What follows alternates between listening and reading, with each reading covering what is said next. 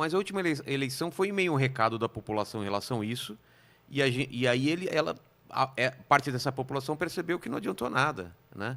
Que foi isso, o discurso era, vamos acabar com isso que está acontecendo, tal, tal, tal, tal, tal. A galera falou, estamos ok, é esse discurso que a gente quer. E aí a gente percebeu logo em seguida que não é isso, né? Que tudo Exatamente. está igual ou pior, né?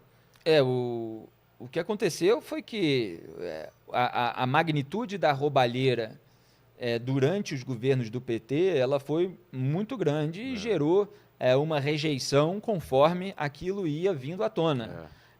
Mas era uma safra de políticos muito amarrada ali no entorno petista e sem uma firmeza retórica que fosse contra toda aquela sujeira. Então você tinha outros candidatos em 2018 que eram contra a prisão do Lula, eram contra o impeachment da Dilma, ou eram eternamente, como é que eu vou dizer, molengos, né, covardes, né, frouxo. Condescendente. Frouxo, mas os candidatos tucanos que perderam para o petismo, eles foram muito frouxos ali no embate direto com a sujeira petista, porque a gente viu depois, até pelo avanço das investigações, que vários tucanos tinham telhado de vidro. E o Bolsonaro, naquele momento, ele deu o discurso forte, a retórica forte, que não se consolidou na prática. Exatamente. As atitudes não foram condizentes com aquele discurso. E a população foi votar sem saber que havia esquema no gabinete do Flávio Bolsonaro, né, operado pelo Fabrício Queiroz, que depositou R$89 mil para o Jair na conta da Michelle, na época em que estava coletando a remuneração, a maior parte da remuneração dos funcionários fantasmas não atuantes, né, no gabinete do Flávio Bolsonaro. Então, tudo isso veio à tona. Você veja que eu gosto até de tocar nesse ponto, que é importante, muita gente não entende, né?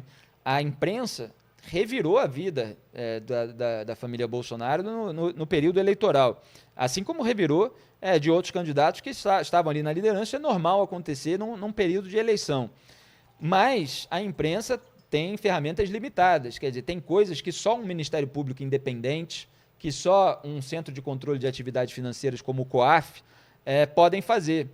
Ou não podem, né? Porque agora eles dizem que foi tudo irregular e tal, não sei o quê, porque eles querem se safar, porque as provas são substanciais e então eles precisam encontrar ali filigranas processuais para tentar anular tudo, né? Como se o dinheiro não fosse desviado, etc. Então, só depois da eleição veio à tona o primeiro relatório do COAF, que agora o Flávio Bolsonaro quer anular, com a movimentação bancária atípica do Fabrício Queiroz, seu assessor do gabinete dele quando ele era deputado estadual.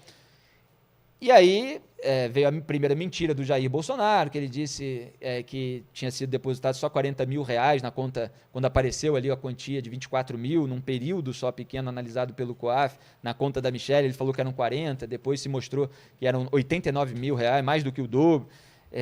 A partir dali, veio à tona um esquema que não apareceu durante a campanha. E como ele chegou ao poder, ele começou a usar o poder para tentar evitar qualquer responsabilização em relação à família dele. E aí vieram votações, vieram atitudes presidenciais completamente dissonantes em relação ao discurso de campanha. Então ele ajudou a sancionar vários itens de abrandamento da legislação penal.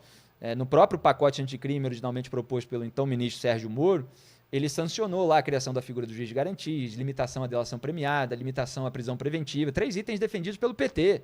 Ele posa ali de contrário ao PT, estão unidos pelo abrandamento da legislação penal. Aí veio interferência na Polícia Federal, semanas depois de que um inquérito da parte eleitoral sobre o Flávio Bolsonaro, porque são 2, avançou na superintendência da PF do Rio, ele já estava querendo trocar o chefe da superintendência, mas precisava passar pelo diretor-geral, porque não é atribuição direta do presidente da República. Ele tinha dado carta branca ao Moro, mas aí ele desfaz isso quando vê que o bicho vai pegar para ele. E depois ele teve a reunião, né, com o general Augusto Heleno, chefe do GSI, o Gabinete de Segurança Institucional, o Alexandre Ramagem, diretor da ABIN, que ele queria colocar no comando da PF, mas não conseguiu, porque a nomeação foi suspensa pelo Alexandre de Moraes do STF. Teve essa reunião com a defesa do Flávio Bolsonaro. Quer dizer, pessoas ali com um cargo em órgãos de Estado, ajudando a defesa do Flávio Bolsonaro a tentar encontrar irregularidades para abafar o inquérito. Depois houve um envio de um relatório com orientações por parte do Alexandre Ramagem para o Flávio Bolsonaro. E algumas orientações foram seguidas. Então, assim, tudo isso é muito grave. Se fosse o petismo, vários que hoje torcem pelo Bolsonaro estaria falando, isso é absurdo e tal, não sei o quê. Mas passa pano. E eu mostro dos dois lados que se dane. Aí você tem esses militantes, essas pessoas apaixonadas, deslumbradas, que começam a atacar, começam a disparar todos esses rótulos imbecis aí, que é só para elas não fazerem o próprio exame de consciência. Muitas vezes não tem, né, a consciência moral. Então, elas estão atuando de uma maneira que é só propaganda, é só tentativa de calar e manchar a reputação, assassinar a reputação de quem quer que traga notícias incômodas ou faça críticas legítimas, traga à tona, né? Ou faça as críticas legítimas. É muito bolsopetismo mesmo, né?